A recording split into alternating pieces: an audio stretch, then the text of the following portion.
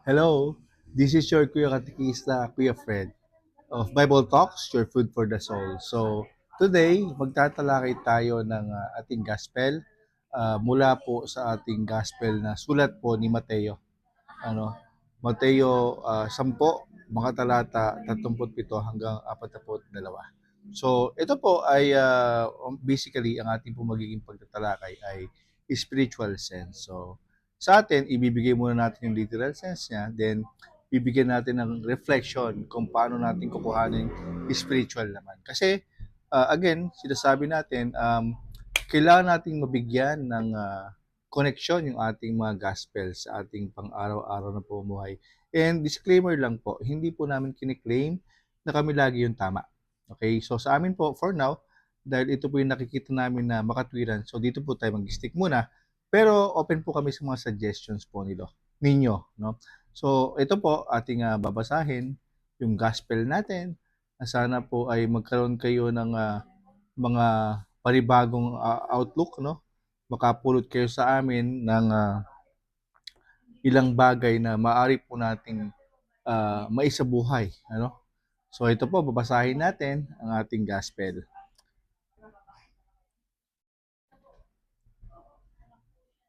Pagbasa ng ating banal na sulat ayon kay San Mateo.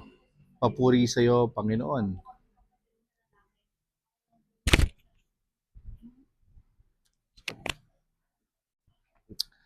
Nang panahong iyon, winika ni Jesus sa kanyang mga alagad, ang umiibig sa kanyang ama at ina ang higit pa sa akin ay hindi karapat-dapat sa akin. Ang umiibig sa anak na lalaki o babae nang higit pa sa akin ay hindi karapat-dapat sa akin. Ang di magpasan ng krus at sumunod sa akin ay hindi karapat-dapat sa akin. Ang mag-ingat ng kanyang buhay ay mawawalan nito. Ang nawawalan naman ng kanyang buhay alang-alang naman sa akin ay makatatagpo nito. Ang sino mang tumanggap sa inyo ay ako ang tinatanggap. Ang tumatanggap naman sa akin ay tinatanggap yaong nagsugo sa akin. Ang tumatanggap sa isang propeta alang-alang sa kanyang pagkapropeta ay tumatanggap ng gantimpala ng propeta. Ang tumatanggap ng isang banal alang-alang sa kanyang kabanalan ay tatanggap ng gantimpala ng banal. Ang sino mang magpainom ng malamig na tubig sa isa sa mga malilit na ito, alang-alang sa kanyang pagiging alagad, tunay na sinasabi ko sa inyo, siya ay hindi mawawalan ng gantimpala. Ang mabuting balita ng ating kaligtasan, pinupuri ka namin, Panginoong Kristo. So yun po yung ating gospel, ano? Napakaganda. Kung titingnan po natin, parang medyo may kalituhan yung pwede sa ating maibigay ng ating gospel. Literally, ano, yung ating pong pagmamahal sa ating mga magulang ay hindi po masama. And of course, nasa ikaapat na utos po yan sa 10 utos, no? Ang sabi doon, igalang mo ngayong ama't ina. So doon po, pag ginagalang mo ngayong ama't ina, of course, andun yung pagmamahal na kakibat nito. But tignan po nating mabuti, paanong nagkakaroon ngayon, ano, literally, ng uh, pagkakalayo o yung bang sabihin natin paano nangyayari na tayo po ay hindi karapat-dapat kay Jesus kung tayo po ay talaga naman na mas higit nating iniibig ang ating mga magulang, no? So sa atin po, tingnan natin ito. Kung minsan, siguro ganito, may mga pagkakataon na siyempre may mga nanay tayo, may mga tatay tayo na talaga namang sobrang mahal po tayo. Ano? Na kung saan, kuminsan, ang day off natin usually is papatak ng Sunday or Saturdays, no? At pag nangyayari po yon, hindi ba pag miss na miss ka ng nanay mo, lalo na pagka ikaw ang kanya talaga namang pet sa inyong magkakapatid, or kung if ever man, wala man siyang paborito, ay kung sakali sa inyong lahat ng magkakapatid, ano, ito yung kung magsisimba ka at sobrang mahal mo ang iyong magulang, kung sasabihin sa iyo na anak, baka naman pwedeng ikaw ay wag mo na magsimba kasi ito naman ay family day natin dahil ito ay Sunday, no? So maaari ngayon, ano, hindi tayo makapagsimba. Tignan natin, at sa ating hindi pagsimba, yun yung maaaring masabi natin na hindi natin iniibig si Jesus. Wag nating kakalimutan tayo pong lahat ay mga Kristiyano.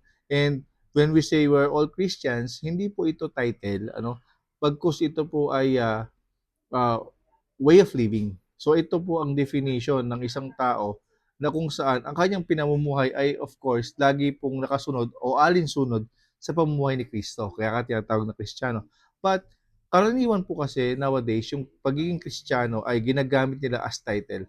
So wala tayong problema sa iba dyan kung ano man po yung kanilang tingin sa ganitong pamamaraan. But as Catholics tayo po na mga Katoliko ay tignan natin ito. Tayo po ang dapat ang pamumuhay natin ay alinsunod sa pamumuhay ni Kristo. Kaya ka Kristiyano. Kaya nga lahat sa atin ay merong Kristo bilang Kristiyano. So sa atin po, paano mo pagtitibayan? May mga paraan po tayo. Sa una, sa ating doktrina ay ito yung para mapatunayan mong Kristiyano ka, dapat una sa lahat ang pakikisa sa simbahan at kay Kristo po, nagaganap yan sa pagsisimba, lalo na pag tumatanggap tayo ng katawan at dugo ni Kristo. Doon nagaganap ang pakikipag-isa natin sa ating Panginoong Diyos, sa ating Panginoong Jesucristo. So ngayon, yun po yung mga literal natin na magagawa. At ano ba ang dapat maging epekto sa atin ito? Bilang Kristiyano, sabi natin, if we're living in the way or by the way of Jesus Christ way of living, ay kailangan po tayo yung mga, lalo pa kung tayo po yung lingkod simbahan, or if ever man tayo yung, kung saan mga institution tayo gumagalaw, sa atin makikita yung pagiging mapagpakumbaba, sa atin makikita yung mga pagiging pasensyoso, So, balik tayo sa gospel natin. Ito, kung tayo po ay pagmamahal ng sobra sa ating magulang, sa ating ama at ina, ang kinalalabasan niyan karaniwan ay maaari sa paglalambing ng iyong inay o ng iyong ina ay hindi ka tumuloy sa gagamparin mo. Kung naalala po ninyo, yung pong kasalan sa Cana, doon nagkaroon ng paglalambing yung ina ni Jesus. Tingnan ninyo, um, kahit na hindi pa kapanahunan ng paghihimala ng ating Panginoong Kristo dahil nga lang sa request ng kanyang ina, pinagbigyan po niya.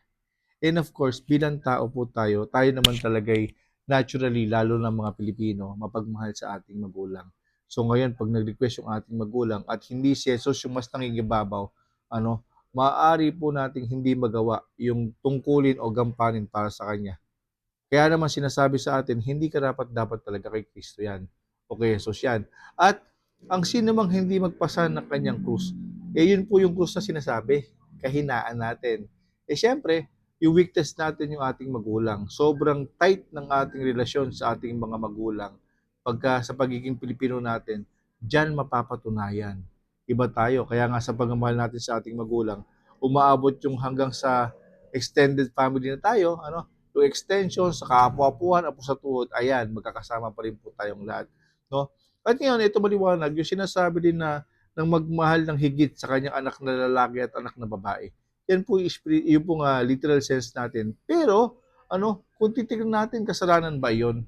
Huwag natin pong titignan na ganun lang siya kababaw. So, bibigyan natin sila ng lalim kung ang Diyos natin ay purong espiritu, sabi natin. Kasi nga, ang Diyos po ay walang katawang lupa. Subalit, meron siyang purong espiritu o yun yung kaluluwa. Na lahat naman tayo taglay natin yan. Meron tayong kaluluwa. Kung ang Diyos ay purong espiritu o purong kaluluwa, ano ba ang mas mahalaga sa Kanya? Yung ating katawang lupa o yung ating kaluluwa? So ngayon, pagka po katawang lupa, ito yung kung saan nahuhulog dito yung anumang maaaring makapaglaman ng ating sikmura. Maaaring makapag-apekto sa ating mga pangangailangan pang araw-araw sa katawang lupa. Ano yan? Kayamanan. Sa kayamanan, marami kang mabibili. Lahat ng luho pwede. At kung ngayon, mapapangibabaw natin yung luho natin yan, maaaring hindi tayo karapat-dapat kay Kristo. Bakit? Maaari yan pag magsisimba ka, again, magsisimba tayo, yun ang kauna-unahan na pinakamahalagang responsibilidad ng isang katolikong mulat at gising. So kung magsisimba ka at meron kang katransaksyon, maaaring natapat, may negosyo ka, o meron kang kausap na pwede kang kumita, maaari mong ipagpaliban ng simba. So sa atin, napakahalaga. Dapat kung tayo karapat dapat kay Kristo o kay Jesus, unahin natin yung para sa Kanya. Alam naman ng Diyos yung ating pangangailangan. So, ang mahalaga dito, kailangan patunayan natin na mas mahalaga sa atin ng Diyos. Dahil bakit? Kung siya ang inuuna natin, sigurado lahat po na mangyayari sa atin ay alinsunod po sa kanyang pamumuhay. Kung siya ang ating inuuna, so ito pa, halimbawa, magdadagdag po halimbawa, kung mas mahal mo, yung mga mahal mo sa buhay, hindi ang Diyos, hindi si Jesus, maaari po yan na pag nakaharap sila, ay talagang mabuti ang ating pinapakita. Ngayon, ito naman yung pag nakatalikod sila, maaari tayo magkulang. Tignan po rin yung kagandahan at kahalagahan. Pero, pag mas mahal natin ang ating Panginoong Kristo, maniwala kayo, kahit na ang ating partner, ang ating mahal sa buhay ay hindi nakaharap, dahil komo mas mahal natin ang Panginoong Kristo, hindi po tayo gagawa ng kasalanan. Di ba? Kasi po, ang tao kaya nating bulahin, pero ang Diyos hindi. Kaya nga tingnan ninyo, yung krus na sinasabi dito, nabanggit natin, kung yung mga nagiging hadlang ay yung weakness natin, yun yung krus hindi natin kayang ipasa o pasanin. Ito yung pagdating sa pananampalataya o pagsasabuhay ng aral bilang isang Kristiyano Katoliko, ay maaring makahadlang ang ating magulang. Yung mahal natin sa buhay. Pero tingnan natin, kaya nga nabanggit natin sa kasalan sa Kana o sa Kanaan o Cana, na kung saan hindi pa man oras ng kanyang paghihimula ay ginawa niya dahil sa pagmamahal ng magulang niya. Ganon din po tayo. Sa sobrang pagmamahal natin sa ating magulang, maaring maneglect natin yung mga gampanin para sa kanya. So sinasabi, yung hindi magpapasan o hindi marunong magpasan ng kanyang krus. Ano yung krus na yun? Ito yun. Ang aking krus ay kahinaan ko talaga, yung ano man sabihin ng nanay ko, kahit di ko na kaya, gagawin ko. Hindi masama yun. Pero when it comes to paggampan ng kabutihan sa ating Panginoon Diyos, andun yung nagiging hindrance siya para tayo makapagpatuloy. So again, sabi natin kanina, kung pagdating po sa literal sense, okay lang yan. Pero pagdating naman sa spiritual sense, yung ba tipong ano ba ang mas mahalaga sa iyo? Ito pong buhay natin sa lupa ay temporary lang. So ano ba dapat ang ating paghandaan? Di ba yung buhay natin sa kabilang buhay, which is yung sana nga langit. At kung tayo po ay araw-araw, araw-araw tayo gumagawa ng kabutihan para sa Diyos. Sigurado po ang ating pakiramdam lagi ay langit. Pag gumagawa tayo ng kabutihan, ang Diyos natutuwa sa atin, nagagalak, at ang nangyayari, nagiging karapat dapat tayo sa Kanya everyday. Nakukuha po natin. So kung may mga tanong po kayo, maaari kayo magtanong sa comment section natin. So ano pa sumunod dito? Ang mag-ingat ng kanyang buhay ay mawawalan nito. Ang nawawalan naman ng kanyang buhay, alang-alang naman sa akin ay makatatagpo nito. So alang-alang kanino? Para sa alang-alang kay Jesus. Ang sino man tumanggap sa inyo ay ako ang tinatanggap. Ang tumatanggap naman sa akin ay tinatanggap yung nagsugo sa akin. So tignan po natin mga kapatid, my dear brothers and sisters, yung sinasabing masyadong nag-ingat sa kanyang buhay, ito yung takot na takot kang mahigitan ng iba.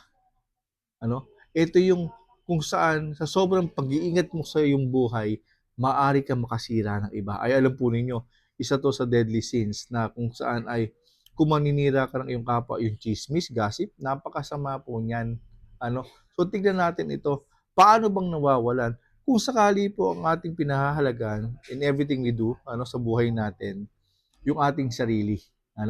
Ito yung nangyayari na, di baling makayapak ka o makatapak ka ng ibang tao. May pursue mo lang kung ano yung talagang intention mo. Like, if ever na meron tayong transaction, if ever na meron tayong kikitain malaki, sometimes, nagaganap sa atin yung tipong, paano kung yung masasaktan? Hayaan mo na. Sayang yung kita. Alam po ninyo, yung pong ating founder dito sa ating Bible study, meron siyang ilang ektarya ng lupa. Maikwento ko lang. Napakabuti ng kanyang puso, si Doc Ledo Soriano. Ako po ay proudly saying this kasi bakit? Nakita ko yung example na napakaganda. Sabi niya one time, sabi niya, ba't ganon? Bumibili akong bigas. Napakalaki ng aking lupain, sabi niya. Ikaw ba naman, ilang ektarya ba yung lupa niya? Parang hindi yata bababa ng 40. And I'm not sure, pero sa pagkakaalam ko, enough to yun para makapag-impact siya ng bigas sa kanyang bahay. And of course, kaya din niya magbenta. So bakit nagkaroon ng problema? Sa kanya, iniisip niya, bakit ako bumibiling bigas? May lupa ako pwedeng sakahin. Alo? So ngayon, sabi niya, mapuntahan nga yung aking lupa. Alam nyo, dito po sa Nueva Ecija, no, a big part of Aliaga yata yun, halos sa kanya. So big part ng Aliaga, ano po yun dito? Town siya dito sa amin sa Nueva Ecija. Na kung saan, ang ginawa niya, pumunta siya doon kasi wala siyang bigas eh. Naisip niya bakit kailangan kong bumili? Eh may lupa nga ako. Pagpunta po niya, alam niyo, marami na pong nakatirang mga squatters. Marami. Tingnan po ninyo yung kabutihan sa kanya. Dahil ang gusto niyang pahalagan ay buhay ng iba. Nung matapos niyang makita na marami po nakatirang ibang tao, naisip niya, sabi niya, uwi na lang tayo. Tignan po ninyo kung gaano kabuti yung kanyang puso. Hindi niya iniingatan yung kanyang buhay lang. Iningatan din niya yung buhay ng iba. Alam niyo, sabi niya, tara uwi na lang tayo. Bakit? Sabi nung kasama niya, maraming masasaktan. At dahil dito, ano ang naging gantimpala sa kanya ng Diyos? Yun bang, oo, sa paggawa niya ng kabutihan, naging buhay siya lagi. Saan? Ito, subukan po natin, mag-imagine kayo, anything na ginawa ninyo for the past year, isipin po ninyo, kung maaalala ba ninyo ito, at matapos yung maalala, makita niyo yung tao na tinulungan ninyo, ginawa niyo ng kabutihan, ano ang pakiramdam ninyo? Of course, masaya. And kung tayo po'y masaya, sigurado, ang feeling niyan, buhay ka lagi. So yun yung sinasabi, ang sino man mag-ingat ng kanyang buhay, alang-alang lang sa sarili niya, ay mawawalan nito. Alin? Buhay na galing sa Diyos. O tama, buhay ka, pero kung ang puso mo ay punong-puno ng galit, punong-puno ng hatred sa lahat ng tao, hindi ka gumagawa ng kabutihan, para ka ring patay nun. No? Unlike dito, kung ikaw ang pinahahalagahan natin ay yung buhay para kay Jesus po, maniwala kayo, lagi tayong buhay. At ito kay sinasabi natin, this could be deadly, sa paanong paraan. Ito yung, sabi natin kanina, paninira. Sa sobrang gusto mong parangalan ng sarili mo, yung bang sa sobrang ayaw mong makita nila sa'yo yung pagkukulang mo, ang hahanapin mo yung pagkukulang sa ibang tao. Alam po ninyo, yan yung nakamamatay. Not literally, pero yung kanya pong espiritu. Yung kanyang kaluluwa pinapatay mo. At pag yan ang ginagawa natin, napakalaking kasalanan po sa Diyos niyan. So iwasan natin ng pagchichismis, mga kapatid. Alam niyo ang chismis po na yan ay, sa totoo lang, kung isipin natin, marami tayong pwedeng gawin sa ating mga buhay na mas mahalaga, hindi yung chismis lang. Pag ginagawa natin yan sa ating kapwa, ito yung magbibigay sa kanya ng dalahin. Maaari sa kanyang kalungkutan, hindi na siya magpatuloy na kanyang mga ginagampanan. So tingnan po natin lagi yan. At ano pa? Sana po naintindihan po natin kasi sa totoo lang, ang paninira natin sa ating kapwa ko, parang ano yan, parang papel na pinagpunit-punit. At matapos mong punitin, ikinalat mo sa gitna ng kalye. Matapos mong gawin ito, naghiwa-hiwalay yung kanyang piraso. Ngayon, may hinangin, may dinaanan na sasakyan, dumikit sa gulong. Hindi na po natin kayang ibalik yon. So kahit na anong gawin nating pilit na pag-recover ng mga yan, sino man yung makarinig na hindi kasali sa anumang pinag-uusapan ninyo na mali, hindi niyo na po kayang bawiin doon sa taong nasaktan natin. Diba? Nakakatakot yun. Kasalanan yun. At ngayon, sabi dito, ang sino man tumatanggap, sa sino man ay tinatanggap daw siya, ang Diyos. Diba? At kung tinatanggap naman natin si Jesus po, ay siguradong tinatanggap din natin yung nagsugo sa Kanya. Alam po ninyo, ang pinakamaganda nating pag-usapan pagdating sa bagay ng pagtanggap at paggamit ng wastong katwiran ng Diyos, yung ating pong John 3:16. For God so loved the world, He gave us His only begotten Son. And bakit niya ginawa yon? Nakita ng Diyos na mayroon pong mga tao na nilikha niya. Oo, nandyan sila pero hindi nila alam kung paano mahalin ng Diyos. Nakatwiran ng Diyos, sabi niya, oo, alam ng tao may Diyos pero hindi nila ako alam kung paano mahalin. Kaya ito, ibababa ko yung anak ko para kanila maging kopyahan. Kaya nga ang tawag kay Jesus po ay guro. So kung tinatanggap natin si Jesus sa ating buhay, di ba? Tanggapin din natin ano ba ang kalooban ng Diyos. Ang kalooban ng Diyos ay laging kabutihan. At kung ganoon po, tayo din dapat, kung tanggap natin si Jesus, dapat ipamuhay natin yung kanyang pinamuhay. At tanggapin natin sa ating sarili yung kalooban ng Diyos, dapat lagi tayo ring mabuti. Ano? So yun po yung ating ikalawang talata. Kung may mga tanong po kayo, pwede kayo mag-comment sa chat box natin. So hindi natin ulit sinasabi na tayong tama, disclaimer yan, ano, na kung saan po ay kung may mas makatwiran kayong pangatwiran, bilang Katoliko Katoliko, hindi po tayo makikipag debate sa ibang sekta. Pag-aaksaya po ng panahon yon. Ayaw po ng Diyos na tayo po nakikipagsakitan sa ibang tao. At ngayon, sabi si Katlo, ang tumatanggap sa isang propeta alang-alang sa kanyang pagkapropeta ay tumatanggap ng gantimpala ng propeta. Ano ba ang propeta? Ang propeta talaga lang, ang gumawa po niya ng pagiging propeta, wala nang iba sa pagiging tama, kundi si Jesus lamang, no? Kaya lang si Jesus po, di na po bababa sa lupa ulit, no? So ngayon sa panahon na ito, pwede po tayo maging propeta, ano? Propeta na kung saan ikaw yung magli-lead sa ating kapwa, kapwa-tao, papunta sa simbahan, papunta kay Jesus. Pero ang kaligtasan po is wala na pong iba paraan, only sa paraan lang po ni Jesus Christ lang. Kaya nga ang sabi, siya ang daan, katotohanan at ang buhay. Kumaga tayo po, daanan natin yung kanyang ipinabuhay, ano? At kung tayo po ay tatanggapin natin ang kanyang mga aral, mananatili tayong buhay. At yung katotohanan, ano ba ang katotohanan? Ang katotohanan po ay ang kaligtasan sa pamamagitan lamang ni Kristo. Wala nang iba. Ngayon, ito yan. Kung merong sa'yo nagtuturo, pagpupropeta yun, ang mga pari natin, mga propeta yan, ano? Napakaganda nating mapagtalakayan yan. Sila po ay nag-aakay sa pamamagitan ng salita. Ano? Sa pamamagitan ng kanilang pananalita, nakakapaglapit sila ng tao sa Diyos. Kaya lang, sabi nga natin, kung gusto mong pakinggan, meaning pag pinakinggan, meron tayong gagawin. Okay? So ngayon, pag sinabi mo itong paring ito, hindi maganda yung sinasabi niya, ayoko sa kanya. Pag tinanggihan mo siya, tinatanggihan mo rin ang Diyos. Di ba? At kung tinatanggihan mo ang Diyos, paano ka maliligtas? Di ba? So tignan natin yon. Yung mga pari na yan, kaya po sila nandyan kasi sila po yung itinalaga.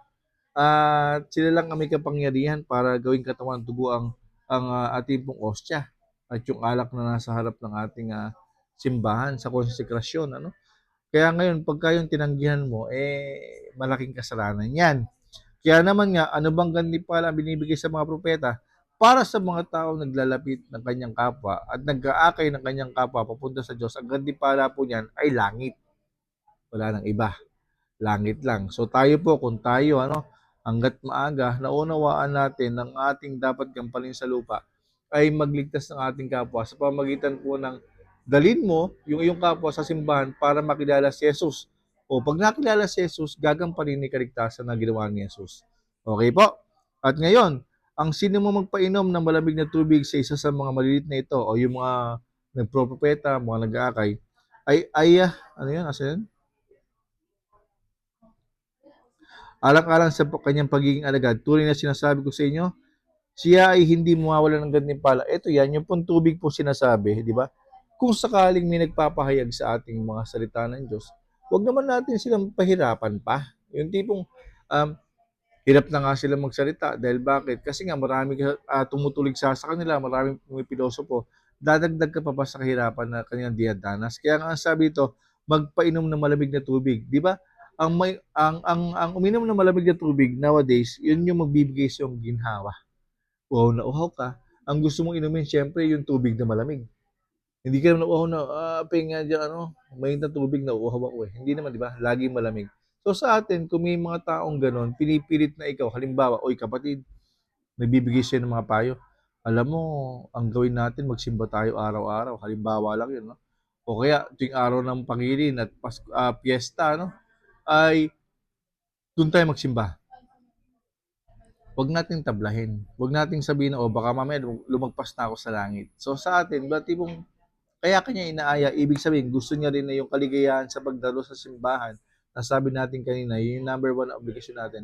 Gusto rin niya na makabahagi kanya sa kaligayahan. So ganoon po, wag natin silang mga pahirapan, bakit ka nandito?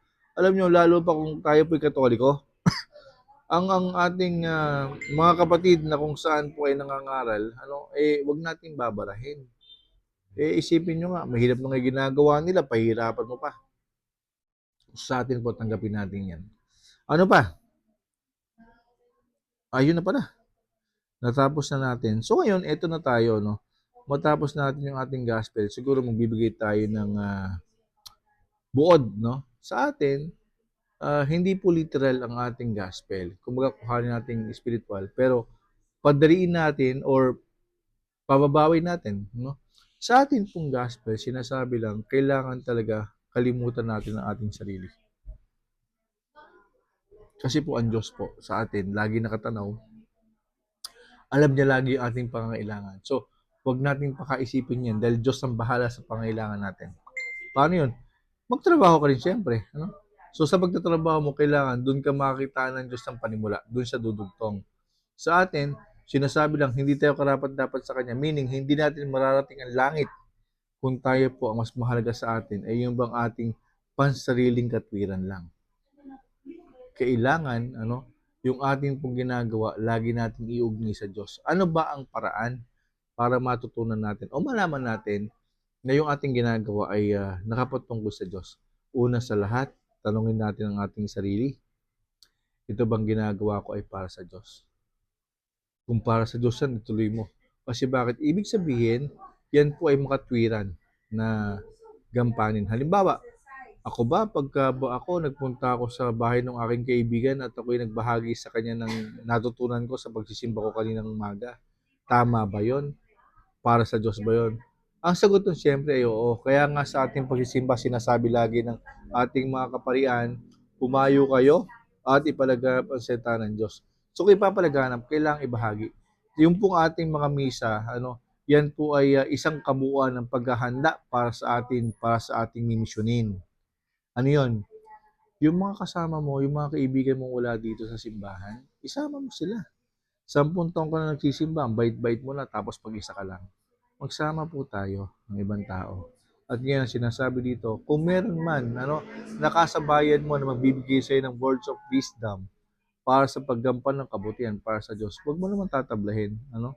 Pag ibang sekta, pwede mo naman sabihin na, kumbaga, teka po, katoliko po ako, okay lang po ba na ako po yung makinig sa inyo? Pwede yun. Pero tandaan natin, kasalanan po yung lumipat ng ibang sekta kung hindi mo tinuklas yung iyong pananampalatayang katoliko. So, may kasalanan nun kung hindi ka lumalim, ikaw. Di ba? So, ano ba? Sabi ko nga po sa board natin, panatilihin natin na mangingibawa po sa ating puso at isip ay para sa Diyos. Pagkaya ng ating ginagawa, kasi po yung sinasabi natin na sa ngalan ng Ama, Lord, hinihiram ko yung kaangkinan mo na lagi kang tama mag-isip. Pahiram ako niyan para sa ganun yung kapwa ko.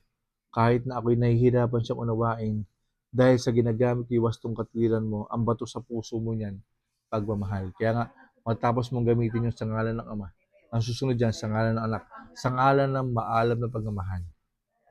At kung ganun po ang nagaganap, masulubong ka mang sitwasyon na napakasakit na maaaring magbigay sa iyo ng dahilan para huminto ka, ay gamitin lang natin itong katangian ng Diyos, ay kaangkinan ng Diyos na ito. Sigurado po, yung kung ating kahinaan, sa ngalan ng Holy Spirit o Espiritu Santo, ay magpapasan tayo ng kahinaan natin. Ngayon, after nating pasanin yung ating kahinaan, yung ating kapwa naman ang susunod. Kaya nga ang sabi, ang pagmamahalan ng Ama at ng Anak, ang bunga niyan ay Espiritu Santo. Sa atin naman, sa paggamit mo ng wastong katwiran galing sa Diyos, Lord, pahiram ako niyan. Kaya nga sa ngalan ng Ama, pahiram ako ng wastong katwiran mo para yung aking kapwa na visit talaga naman ay aking mapangatwiranan nang sa ganon, imbis na galit ang aking maramdaman sa Kanya, ay maalam na pagmamahal kagaya ng Jesus. Kaya nga yung kanyang puso, merong apoy sa ibabaw. Meaning, unconditional love ang ginagawa ng ating Panginoon sa Kristo sa atin. Bakit? Ikaw nga, pinapako ka na sa krus. Ang sasabihin ba, mahal ko kayo? Anong sabi niya? Patawarin ko sila, Ama. Hindi nila alam ang kanilang ginagawa. Di ba? Kung normal na tao ka, anong sasabihin mo? O Diyos ko, buhay ka pa, sinusunod ka na sa impyerno, yari ka sa akin mamaya. Di ba? So sa atin, ito po yung sinasabi natin, sa paggamit natin ito, handa tayong ialay ang ating sarili sa Diyos. Alam ng Diyos ang bilang ng ating buhok, lalo na ako, kukunti lang yan. Yung pangangailangan pa kaya natin. So sana po ay maliwanag sa inyo yung ating gospel, hindi po siya talaga purely literal, pero sa atin, ang ibig lang sabihin, ipangibabaw natin lagi yung para kay Jesus. Bakit? Ang ating pong kapwa, kaya nating bulahin at pagtalikod ng ating kapwa, pwede natin silang saktan. Hindi ka mukha sa Diyos. Kung mas mahal mo ang Diyos, ayaw masaktan ng Diyos. Bakit? Unang-una po nalulungkot ang Diyos pagka po tayo nagkukulang. Ano? Pero kung matututunan po natin na mas mahalaga at mas mahal natin ang Diyos, sigurado 'yun, bawat gagawin natin may tanong ka lagi, para sa Diyos ba ito? Ay naku, 'pag hindi para sa Diyos ayoko. Ibig sabihin meron kang sariling hinahabol diyan. Pero pagka para sa Diyos, okay lang Lord, all out ako para sa iyo. Ano? Kaya nga po sa atin, 'yun yung ating mga pupuwedeng makuha na sana nga po may napulot kayo kahit paano sa sinasabi natin na kumbaga ito po ay para lang tayo nagkukuwentuhan kasi siyempre sa hirap ng buhay ngayon, ang hirap ng ngayon, ah, paano ba 'yun? Ang hirap na ngayon makisabay sa agos ng buhay ngayon lalo pa kung wala tayong maririnig na mga kapaliwanagan. Eh, ang hirap intindihan ng mga gospels natin. O pagka si Father nagpaliwanag kung minsan sa sobrang sarap niya magsalita, nakakaantok. Sabi nga natin, ba't ka ba inaantok? Kasi nga, pagka tungkol sa Diyos ang pinag-uusapan, walang taong nagalit. Ano? So tandaan natin yan. Ang ating pong Biblia ay intended for men para lang din bigyan tayo ng kaginhawahan at kapayapaan pag ang ating unawa sa Gospel at Bible ay nagbigay sa atin ng inis o galit, takot, mali po yung pagkakaunawa. So, muli po, ako po si Kuya Fred ng Bible Talks, your food for the soul. Sana po may natutunan po kayo sa ating binahagi ngayong araw na ito na kumbaga wag natin kuhanin literal ang Bible. Kaya nga sabi nga natin si Jesus pagkausap ang kanyang alagad o mga Pariseo, mga eskriba, laging patalinghaga kasi pinag-iisip niya po tayo. And this time, sinasabi naman din sa ating 10 utos na igalang natin ang ama't ina. So ang sinasabing ama't ina dito, kumbaga para bang wag namang maging hindrance yung iyong pagiging mahina pagdating sa paglalambing ng iyong ina o ng iyong ama. Kasi nga, pag para sa Diyos, kahit na may hirap ito, yun ang tama, yun dapat ang masunod. Kaya po muli, sa atin pong mga dear brothers and sisters dyan, sana po kung meron man po kaming mga nasasabing hindi tama para sa inyo ay pwede po kayo mag-comment dyan. And again, disclaimer, sabi namin, hindi po kami lang ang tama dito. But for now, ito yung nakikita namin makatwiran. Sa amin po, gusto lang namin makapagbahagi at makatulong. Yun lang po. So muli po ay isang magandang araw po sa inyong lahat. Bye!